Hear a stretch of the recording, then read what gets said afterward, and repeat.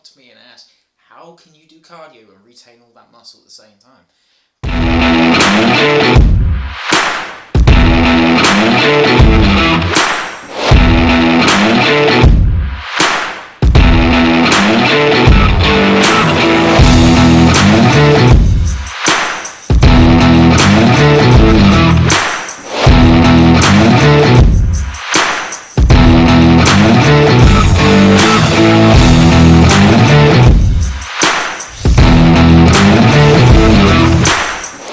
Hello, what's up YouTube? Stephen here from Carter Fitness and Nutrition, and today we will be talking about, does cardio burn muscle?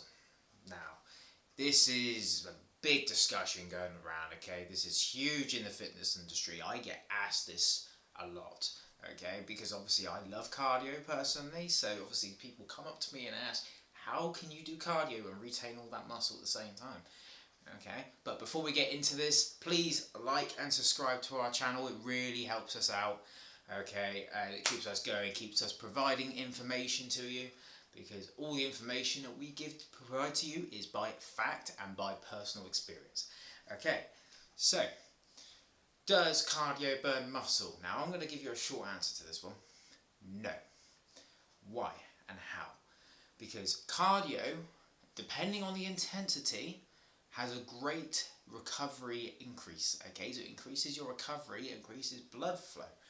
Okay, so obviously anything good for the heart is good for the muscle. Alright, good blood flow means good recovery. Now, it depends on the intensity, so let's go through this. Okay, so for example, high intensity interval training, or just high interval training. So this is going through moderate to high intensity, moderate high as in like going for a run for like 15 seconds and then walking for about a minute or two.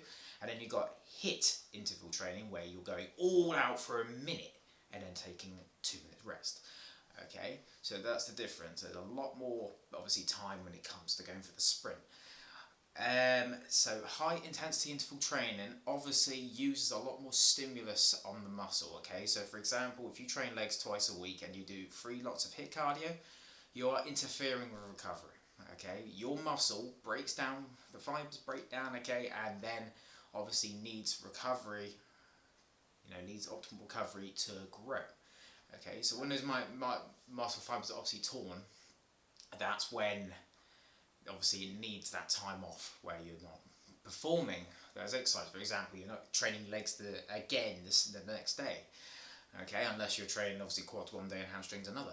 But if you're training quads, it's practically the same as what you do if you're doing squats and then you're doing high intensity interval training the next day, because you are putting all that pressure on the legs, especially if you're running, because you've got that weight pushing you on the ground, you've got the gravity, okay? So then you're tearing the fibers, and you're continuously tearing those fibers, not allowing your body to recover, and that's when it can lead to muscle loss over time. Okay. However, if we're looking towards the low intensity, so we're looking towards walking, we're looking towards low intensity cycling, we're looking towards swimming. Okay, like exercises such as that, maybe low intensity jogging, depends on how much you weigh and obviously the intensity you're going, and also the surface. Low intensity will not damage or prevent you from building muscle mass. It will not burn muscle. Okay, so you just need to realise this now. You need cardio to optimise your heart health. You need cardio to optimise recovery. And if it optimises recovery, what does that mean? It's not going to prevent it, okay? It's not going to cause muscle loss. If you've got enhanced recovery, you're not going to have muscle breakdown, okay? What it's going to do, depending on the intensity, the higher intensity, the more it focuses on glycogen. The lower intensity, the more it focuses on body fat, okay? So it's a muscle preserving, alright? So the higher intensity, when it goes through the glycogen, you're then depleted, okay? Doesn't mean it's going to instantly go and take your muscle mass, but this just means it's basically turning more in an anaerobic state. So when it's anaerobic, it uses glycogen, the same as what weight training, because weight training is also anaerobic. Okay, but when it comes to aerobic, you're not using so much of the glycogen, you're using more body fat stores, because adipose tissue is then obviously converted to fuel that cardio session. Okay, it's not going to be as much. It's not like you're going to do one aerobic session and you're going to get leaner instantly. not noticeable, but it's a very small amount. And as long as you're doing it consistently and you're in a caloric deficit, you will see progress over time. So, no, aerobic exercise, and especially when it comes to low and the moderate intensity, will not interfere with muscle growth and you will not burn muscle. Okay, so you need to realise this. If you want to optimise your health, involve your cardio. Doesn't matter whether it's off season or you're dieting down for a bodybuilding competition. Okay, like me for example, I was dieting down for a show. I was doing 20 minutes after a workout and I was doing 45 minutes in the evening. Low intensity, and I was still putting on muscle, especially at the start. Obviously, as you gradually get into prep, it gets harder because your deficit then becomes bigger and your energy goes down. Okay, so obviously, yes. So it wasn't interfering with my growth. Okay, I maintained everything all through prep because obviously you've got to, haven't you? Because if you lose muscle, you don't look great on stage, which we'll go through on another video. But yes, so remember for aerobic exercise, okay, don't do it too long. Just don't make it too short either. I would say the sweet spot for aerobic exercise is 20 to 30 minutes a day. You want to aim for 150 minutes of cardiovascular a week, whether it's low intensity or moderate, and it can increase your life expectancy by 3.7 years, which is phenomenal. Okay, 3 years is a long time. Think about it, 3 years ago it was 2020. Okay, and you know what went on that year. Okay, so yeah, remember to just keep it steady. Keep it easy. As long as it's not too hard and interferes with your recovery, you're completely fine. You're preserving muscle. Walking preserves muscle mass, okay? You can walk for hours, okay? It's 100 calories a mile, depending on your weight. I mean, you can't go wrong, okay? So you need to optimize your cardiovascular health. Okay, so what time of day, roughly, is best for cardio? So, preference for me, I prefer to keep them separate. But if I've got tight time, like say I've only got like 3 hours and I've got work or something, then I will look to doing my cardio after my weight training for about 20 minutes, incline cardio, okay, or 3 miles per hour pace. But if I've got a lot of time during the day, I'll keep it 6 hours apart and I'll go more moderate, and then I'll go for more of a brisk pace walk for about 40 minutes, okay? So, yeah. But yeah, the best time is whatever the best time is for you and what fits into your routine. If you can fit it in the first thing in the morning, do it then, okay? As long as you don't go too high intensity, because it can become catabolic and cause muscle loss due to no glycogen, okay? So, yeah.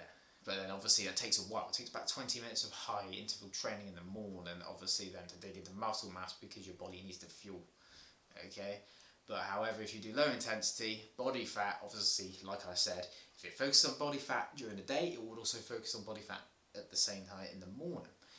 Other times is obviously post-workout, okay, just straight away after your workout, you get on the treadmill and you walk, or you go on low intensity on the bike, or you do a bit of like, I don't know, do a bit of rowing if you want. As long as it's low intensity, okay, because you deplete your glycogen and obviously you got the body fat to focus on. And then you obviously got later on in the day, so 6 hours later, let's say you do moderate intensity, or you do it in the evening if you like, when it's all nice and cool out. You know, it all depends on how you prefer, okay? There's really no scientific evidence of what is best time, it just depends what suits you and what your preference is. And yes, so that's it for cardio. So yes, you got your answer. Cardio does not burn muscle mass, okay? It's the recovery interference from high intensity that causes muscle loss over time, not doing low intensity aerobic exercise, okay? So there's nothing to worry about, okay? So you can take it off your shoulders, go stress free, have a nice ring above your head, start floating around and enjoying your life. And that about wraps it up, guys. I hope you enjoyed the video. Please like and subscribe to our channel. It really helps us out and allows us to provide more of these educational videos, and obviously through experience as well. We don't provide anything that's fake or BS. Yeah, so please check out Instagram at CarterFitness90. Any other links down in the description, please check those out as well. And check out Manic Muscle. Very good products, really beneficial. Obviously, you got performance and you got enhancements, and also it also has parts like multivitamins, you got like omega-3s, vitamin D's, ashwagandha, okay, things that benefit hormone levels and overall health. Okay, so please do check them out as well. And yeah, we'll see you in the next one. Keep building.